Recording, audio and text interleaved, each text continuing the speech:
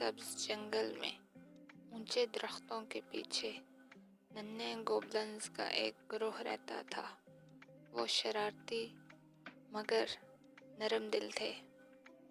ایک دن انہوں نے ایک عجیب درخت دریافت کیا جس پر سنہری پھل لگے تھے جو ستاروں کی طرح چمک رہے تھے۔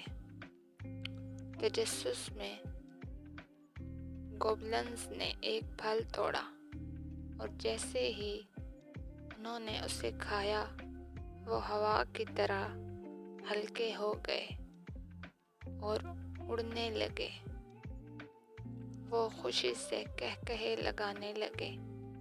یہ تو جادوئی پھل ہے، انہوں نے خوشی سے کہا۔ لیکن پھر سب سے بڑے گوبلن دادا گرزل نے کہا، جادو کو سمجھداری سے استعمال کرنا چاہیے۔ ہمیں یہ پھل صرف ضرورت کے وقت بانٹنا چاہیے۔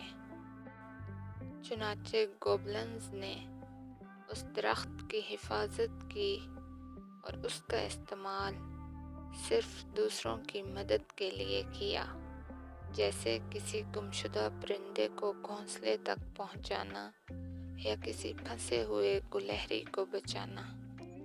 اس دن کے بعد گوبلنز اپنی شرارتوں کے ساتھ ساتھ اپنی نیکیوں کے لیے بھی مشہور ہو گئے۔